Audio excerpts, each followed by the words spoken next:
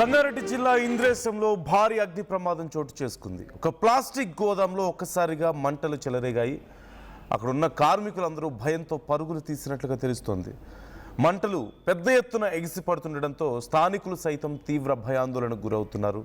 గోదాంలోని వస్తువులు పూర్తిగా దగ్ధమయ్యాయి. గోదాం పరిసరాల్లో దట్టంగా పొగ వ్యాపించింది.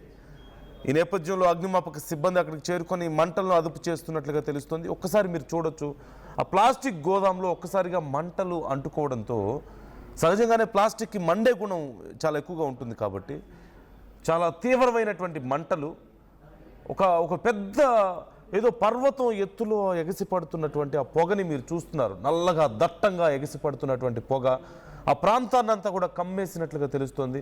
స్థానికులు సైతం ఏం జరుగుతుందో ఏం కాలిపోతుందో తెలియక మొదట్లో చుట్టుపక్కల ఉన్న వాళ్ళు తీవ్ర ఆందోళనకు గురైనట్లుగా తెలుస్తోంది.